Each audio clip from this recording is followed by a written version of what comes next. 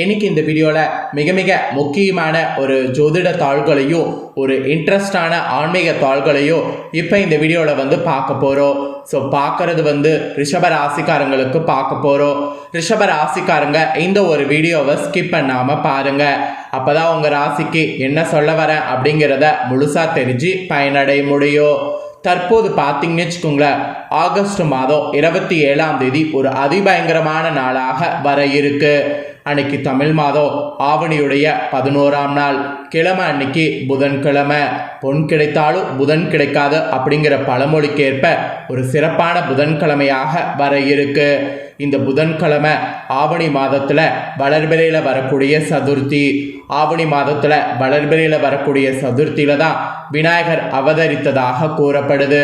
விநாயகர் அவதரித்த இந்த நாள் தான் உலகமெங்கும் விநாயகருடைய சதுர்த்தியாக கொண்டாடப்படுது. ஸோ ஆகஸ்ட் 27 விநாயகர் சதுர்த்தி வர இருக்கு. இந்த விநாயகர் சதுர்த்தி அன்னைக்கு கிரகநிலைகளில் ஏற்படக்கூடிய யோகங்கள் காரணமாக ஒவ்வொரு ராசிக்காரங்களுக்கும் பலன்கள் கிடைக்கும் என்பது குறிப்பிடப்பட்டிருக்கு.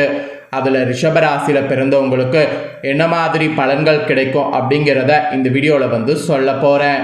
ரிஷப ராசியில் பிறந்த நேயர்கள் வீடியோவை ஸ்கிப் பண்ணாமல் பாருங்கள். உங்களோட ராசிக்கு என்ன மாதிரியான பலன்கள் கிடைக்கும் அப்படிங்கிறத தெரிஞ்சு அதற்கேற்ப நடந்து பலன் பெறுங்க. அதுக்கு முன்னாடி இந்த நாள் ஒரு சாதாரண நாள் கிடையாது. விநாயகர் பிறந்த அவருடைய நாளில் விநாயகருக்காக இந்த ஒரு பரிகாரம் நாம் செய்தால் விநாயகரால் பிரச்சனைகளுக்கு முடிவு நமக்கு கிடைக்கும். ஸோ பிரச்சனைகளுக்கு முடிவு கட்ட விநாயகர் சதுர்த்தி அன்னைக்கு செய்ய வேண்டிய ஒரு பரிகாரத்தை தான் இந்த வீடியோவில் சொல்ல போகிறேன். இந்த பரிகாரம் ரொம்ப யூஸ்ஃபுல்லாக ரொம்ப இன்ட்ரெஸ்டாக இருக்கும். கண்டிப்பாக இந்த பரிகாரத்தை ரிஷப ராசிக்காரங்க தெரிஞ்சு கண்டிப்பாக செய்யுங்க. உங்களுக்கான பலனை நெக்ஸ்ட்டு இந்த வீடியோவில் ஷேர் பண்ணுறேன். ஒவ்வொரு மனிதரையுமே ஒவ்வொரு மாதிரியான பிரச்சனை சூழ்ந்திருக்கோ. அதுபோல் உங்கள் ராசிக்கு கடன் பிரச்சனை, ஆரோக்கிய பிரச்சனை, பண பிரச்சனை, குடும்ப பிரச்சனை, சில பேருக்கு தொழில் பிரச்சனை, இப்படி உங்களுக்கு வாழ்க்கையில் துன்பத்தை தரக்கூடிய பிரச்சனை எதுவாக இருந்தாலும் அந்த பிரச்சனை இந்த நாளில் முடிய போகுது அப்படின்னு நம்பி இந்த பரிகாரம் செய்யுங்க.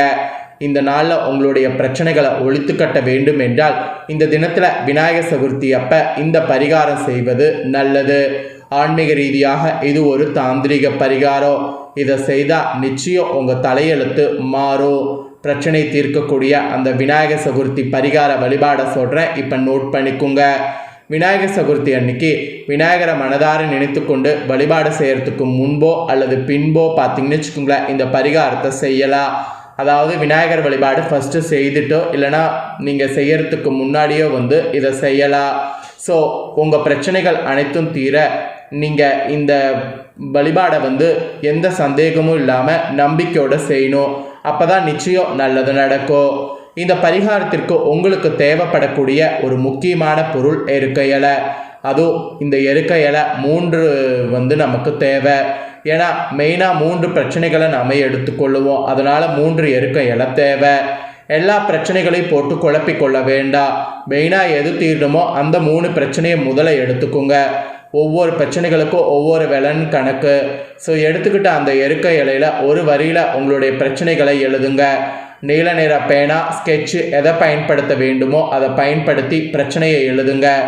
கடன் நீங்கணும், வறுமை நீங்கணும், வேலையில் இருக்கக்கூடிய பிரச்சனை நீங்கணும், எதிரி தொல்லை விலகணும், நோய் நொடி விலகணும், இப்படி உங்களை விட்டு எந்த பிரச்சனை விலக வேண்டுமோ அந்த பிரச்சனையை மட்டும் அந்த எருக்கை இலையில் எழுதி கொள்ளுங்க. பிரச்சனைகள் எழுதிய இந்த இலையை உங்கள் உள்ளங்கையில் வைத்து கொண்டு விநாயகரை மனதார நினைத்து இந்த பிரச்சனை இன்னையோடு என்னை விட்டு விலக வேண்டும் அப்படிங்கிற மாதிரி பிரார்த்தனை வைங்க. பிறகு அந்த இலையை ஒரு தட்டின் மீது அல்லது மண் அகல் விளக்கின் மீது வைத்து ஒரு கற்பூரத்தை வைத்து அந்த இலையை கொளுத்தி விடுங்க. ஒவ்வொரு இலையும் தனித்தனியாக வைத்து ஒரு கற்பூரத்தை வைத்து எரிக்க வேண்டும். 3 இலைகளை தனித்தனியாக எரித்து அந்த சாம்பலை உடனடியாக வீட்டிலிருந்து வெளியில் தூக்கி போட வேண்டும். உங்களை விட்டு விலக வேண்டிய பிரச்சனையை மட்டும்தான் இந்த இலையில எழுதி நெருப்பில் போட்டு எரிக்க வேண்டும். இதை தவிர நல்ல விஷயங்கள்லாம் எழுதி நெருப்பில் போட்டு பொசிக்க விடக்கூடாது. உதாரணத்திற்கு செல்வம் சேர வேண்டும், நகைகள் சேர வேண்டும், பணக்காசு வேண்டும், இந்த மாதிரி எழுதி எரிக்கக்கூடாது. நம்ம விட்டு வெளியேற வேண்டிய கஷ்டங்களை எழுதினால் மட்டும் போதும். சில பேருக்கு தீய பழக்க வழக்கம் இருக்கும். அந்த தீய பழக்க வழக்கங்கள் விலக வேண்டும் என்று இந்த இலையில எழுதலாம். வீடு வேண்டும், வாகனம் வேண்டும், இப்படியெல்லாம் எழுதி எரிக்கக்கூடாது. இந்த தினம் உங்கள் கஷ்டங்களை எருக்கையில் எழுதி கற்பூரத்தீயில் போட்டு எரித்து விட்டால் நீங்கள் எழுதிய அந்த கஷ்டம் இந்த நிமிஷத்திலிருந்தே உங்களை விட்டு விலகிவிடு என்பது ஒரு நம்பிக்கை. எருக்கையில் பெரும்பாலும் இந்த நாளில் எல்லா இடங்கள்லையும் கிடைக்கும். ஒருவேளை உங்களுக்கு கிடைக்கிறது அரிது என்றால் பூக்கடைக்காரங்க கிட்ட இப்பயே சொல்லி வைத்து அந்த நாளன்னைக்கு அந்த இலையை வாங்கி வைத்து இந்த பரிகாரத்தை செய்வது சிறப்பு. நம்பிக்கை இருக்கிறவங்க இப்போ நான் சொன்ன எளிமையான இந்த பரிகாரத்தை செய்து பயன்பெறுங்க. ஸோ கண்டிப்பாக நம்பிக்கையோடு செய்திங்கன்னா நல்ல பலன் கிடைக்கும், அதில் எந்த டவுட்டும் வேண்டாம். இப்போ உங்களோட ராசிக்கு என்ன மாதிரியான பலன் கிரகங்களால் கிடைக்குங்கிறத சொல்கிறேன். என்ன மாதிரியான பலன் கிடைக்கும் அப்படிங்கிறத தெளிவாக இந்த வீடியோவில் ரிஷபராசினியர்கள் தெரிஞ்சுக்குங்க. ஆவணி மாதத்தில் இந்த விநாயகர் சதுர்த்தியிலிருந்து கிரகநிலைகளை ஆராய்ந்து பார்க்கும் பொழுது உங்கள் ராசிநாதன் சுக்கிரன் தனஸ்தானத்தில் குருவோடு இணைந்து சஞ்சாரம் செய்கிறாரு. யாரோட? குருவோடு இணைந்து சஞ்சாரம் செய்கிறாரு. முரண்பாடான இந்த கிரக சேர்க்கையின் காரணமாக இந்த விநாயகர் சதுர்த்தியிலிருந்து உங்கள் ராசிக்கு ஏற்றமும் இறக்கமும் கலந்த சூழ்நிலை உருவாக போகுது. ஒரு சமயம் மிதமிஞ்சிய பொருளாதார நிலை இருக்கோ, மற்றொரு சமயம் வறட்சி நிலை நிலவோ. எதையுமே இனிமேல் நீங்கள் திட்டம் போட்டு செய்ய இயலாது. திடீரென மாற்றங்கள் தேவையை பூர்த்தி செய்து கெடுக்கும். அதனால் நீங்கள் எதையுமே பலன் பெறுவது கொஞ்சம் கஷ்டம்தான். அப்புறம் அசுரகுரு, தேவகுரு ஆகிய 2 கிரகங்களுடைய சேர்க்கையும் குடும்பஸ்தானத்தில் இந்த டைம் விநாயகர் சதுர்த்தியில் இருப்பதால் குடும்பத்தில் பழைய பிரச்சனைகள் மீண்டும் தலை தூக்கும். அதனால் கொஞ்சம் நீங்கள் ஜாக்கிரதையாக இருக்கணும் என்பது இந்த விநாயகர் சதுர்த்தியிலிருந்து உங்களுக்கு சொல்லப்பட்ட ஒரு எச்சரிக்கை. அப்புறம் ஆவணியில் 5ஆம் தேதி அன்னைக்கு விநாயகர் சதுர்த்திக்கு முன்னாடியே என்ன நடந்ததுன்னா, கடகராசிக்கு சுக்கிரன் வந்துட்டாரு. உங்கள் ராசிக்கு 3ஆம் இடமான சகாயஸ்தானத்தில் உங்கள் ராசிநாதன் சுக்கிரன் சஞ்சரிப்பது உங்களுக்கு சாதகமான நிலையை ஏற்படுத்தும். அவர் அங்கே இருக்கக்கூடிய புதனோடு இணையறதுனால புத சுக்கிர யோகம் செயல்படுது.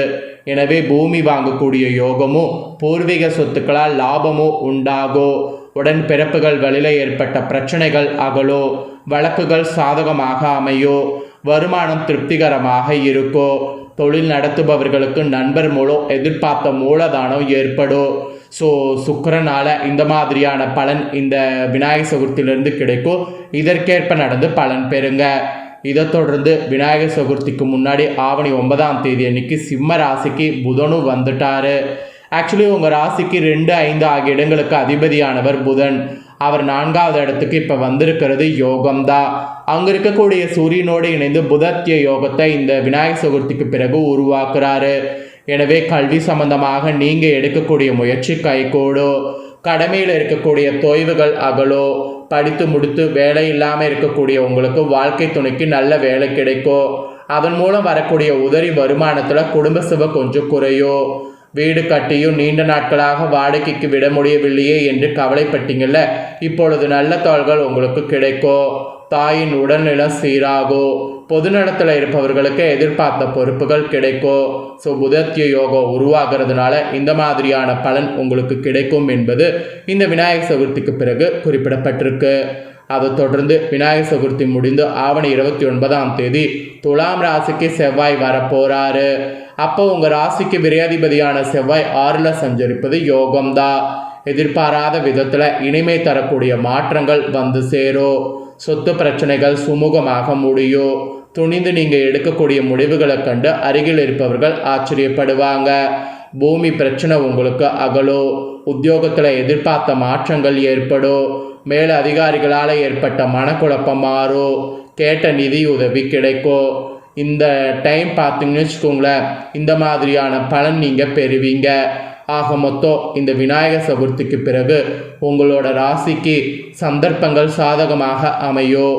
வியாபாரம் மற்றும் தொழில் செய்பவர்களுக்கு எதிர்பார்த்த லாபம் உண்டாகும். உத்தியோகத்தில் உள்ளவர்களுக்கு பதவி நீட்டிப்பு கிடைக்கும். கலைஞர்களுக்கு முயற்சிகளில் வெற்றி உண்டு.